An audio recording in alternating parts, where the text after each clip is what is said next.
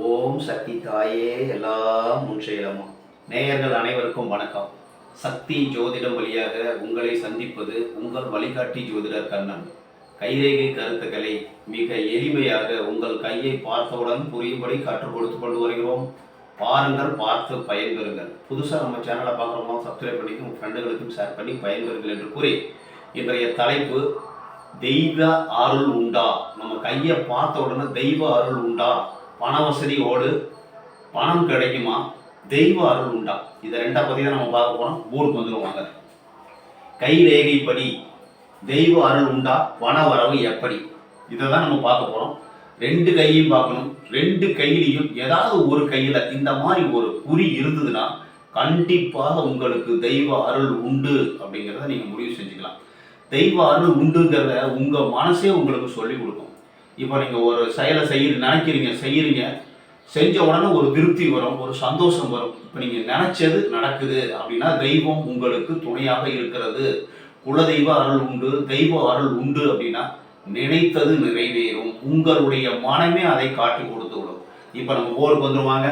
இப்போ நம்ம கையை பார்த்த உடனே கையில் இந்த விதி ரேகை இருக்கு இல்லையா, சனி மேட்டுக்கு வரக்கூடியதான் விதி ரேகை.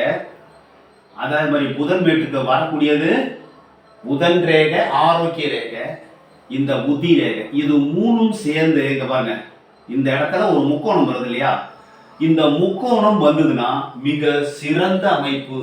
ஆன்மீக தெய்வ பக்தி உண்டு, அருள் வாக்கு சொல்லக்கூடிய ஒரு மனோபக்குவம் உண்டு. ஜோதிடர்களுக்கு இது ஒரு மிக சிறந்தது. பண வசதி வரும், பணம் நிறைய வரும். சரிங்களா? தெய்வ அருள் உண்டு, அருள் வாக்கு சொல்லக்கூடிய மனோபகம் வரும். இந்த முக்கோணம் நல்லா கரெக்டாக இப்போ நான் போட்டிருக்கேன் பார்த்தீங்களா, இது நல்லா கரெக்டாக இது மாதிரி இருந்துருச்சுன்னா கண்டிப்பாக உங்களுக்கு அருள் வாக்கு சொல்லக்கூடிய மனோபோக்கம் வரும். தெய்வ அருள் கண்டிப்பாக உண்டு. அதன் மூலமா உங்களுக்கு பொருள் நிறைய வந்து அதுவே வந்து சேரும் அப்படிங்கிறது தெரிஞ்சுக்கணும். First point. ரெண்டாவது, இந்த குரு வளையம் இருக்கு இல்லையா, இந்த குரு வளையம், சனி வளையம், சுக்கர வளையம், இதுல ஏதாவது ஒரு வளையம் இருந்தாலும் நீங்கள் தெய்வ அருள் உண்டு, பணம் வரும். அது எப்போங்கிறது கொஞ்சம் ப்ராசஸ் இருக்கு, அதை பார்த்துக்கலாம். சரிங்களா? அந்த முதல்ல தெரிஞ்சுங்க, குரு வளையம், சனி வளையம், சுக்கர வளையம், இல்லை புதன் வளையம் கூட இருக்கும். இந்த மாதிரி வளையம் வந்தாவே உங்களுடைய வாழ்வில் தெய்வம் உங்களுக்கு துணை நிற்கிறது. தெய்வ அருள் உண்டு, தெய்வ பக்தி உண்டு அப்படிங்கிறது நீங்க தெரிஞ்சுக்கணும். அதே மாதிரி இந்த அருள் வளையம், அருள் ரேகைன்னு ஒன்று வரும். இந்த ரேகை அருள் ரேகைன்னு வரும். சந்திரமேட்டுலேருந்து புதன் மேட்டு வரைக்கும் கூட போகும். அந்த மாதிரி அருள் ரேகை இருந்தால் உங்களுக்கு முக்காலமும் உணரக்கூடிய ஒரு மனோபக்குவம் உருவாகும்.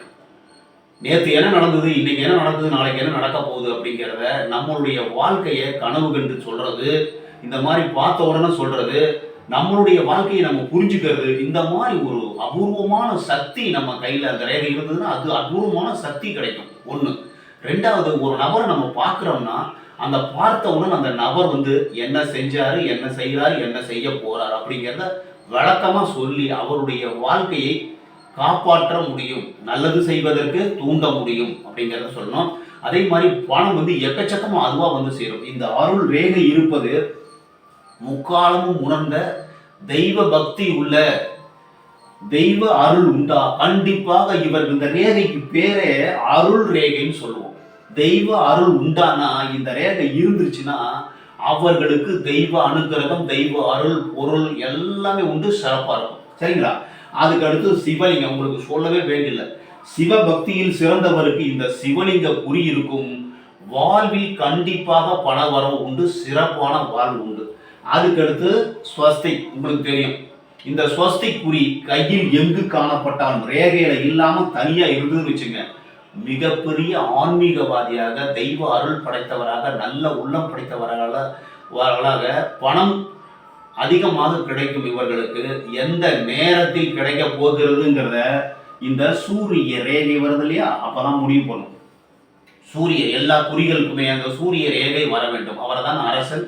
அந்த வெளிச்சம் படும் பொழுது உங்கள் வாழ்வு கண்டிப்பாக முன்னுக்கு வரும், தெய்வ அருள் கிடைக்கும். சரிங்களா? அதுக்கு அடுத்து திரிசூலம், மிக சிறந்த அமைப்பு. அதாவது புத்தி ரேகையில இருந்தாலோ திரிசூலம் எண்டுல இருக்கணும். இந்த எண்டுல இப்படி திரிசூலம் இருந்தாலோ, இந்த விதி ரேகையில திரிசூலம் இருந்தாலோ, சூரிய ரேகையில திரிசூல அமைப்பு இருந்தாலோ மிகவும் சிறந்த அமைப்பு. இல்ல தனியா அப்படி குருமேட்ல திரிசூலம் இருந்தாலும் இல்ல வேற எங்க திரிசூலம் இருந்தாலும் மிகவும் சிறந்த அமைப்பு. இப்போ குருமேட்ல ஒரு திரிசூலம் இருக்குன்னு வச்சுங்க, எடுத்துக்காட்டுக்கு இல்லறம் ஒற்றுமையா கணவன் மனைவி சந்தோஷமாக இருப்பார்கள். சிவசக்தி அருள் உண்டு. சிவசக்தி அருள் உண்டு. நல்ல திடீர் வருமானமும் உண்டு. அதாவது 50 வயசுக்கு மேல நல்ல வருமானம் உண்டு. கணவன் மனைவி ஒற்றுமை சிறப்பாக இருக்கும். வாழ்வில் இவர் சொல்றது இவர் நினைக்கிறது அவரும் நினைப்பார். அந்த மாதிரி உங்களுக்கு கையில குருமேட்ல இருக்கான்னு பாருங்க. அதே மாதிரி ஒவ்வொரு மேட்ல இருக்கிறதும் ஒவ்வொரு ரேகையில இருக்கிறதும் உங்களுக்கு தெய்வ அருள் உண்டு என்பதை நிரூபிக்க உங்களுக்கு கை காத்திருக்கிறது. கையை பார்த்த உடனே ஈஸியா கண்டுபிடிச்சலாம். நீங்க ஜாதகத்துல புரட்டி பார்த்து கண்டுபிடிக்கிறத விட நம்ம கையை பார்த்த உடனே நம்ம கையை எந்திரிச்சோன்னு திடீர்னு பார்க்குறோம். ஜாதகத்தை எப்படி டெய்லி பார்க்கறது இல்லை. எப்பயாவது ஒரு நம்ம கஷ்டம் வரும்போது தான் ஜாதகத்தை பார்க்குறோம். ஆனால் கையை நம்ம டெய்லி எந்திரிச்சோன்னு பார்க்குறோம் இல்லையா? அந்த கையில் திரிசூல் அமைப்பு எங்கு காணப்பட்டாலும் உங்கள் வாழ்வில் உங்களுக்கு தெய்வம் அருள் உண்டு. குலதெய்வ அருள் உண்டு. தெய்வ அருள் உண்டு. பணம் உங்களுக்கு திடீரென்று வந்து உங்கள் வாழ்க்கையை சந்தோஷப்படுத்தும். இந்த மாதிரி கையை பாருங்க.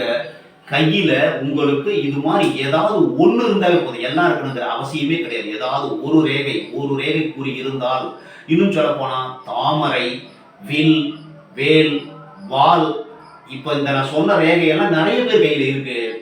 தாமரை இருந்தாலோ வில், வேல், வால் இருந்தாலோ இல்ல உங்களுக்கு நல்ல ஒரு தெய்வ அம்சம் பொருந்தியவர்களுக்கு, இன்னும் சொல்லப்போனா மச்ச ரேகை இருந்தாலே தெய்வ அம்சம் இருக்கும்.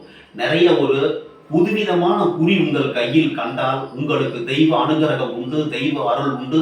அதனால் உங்களுக்கு செல்வ பாக்கியம் உண்டு அப்படிங்கிறத நீங்க தெரிஞ்சுக்கணும். கையை பாருங்கள்.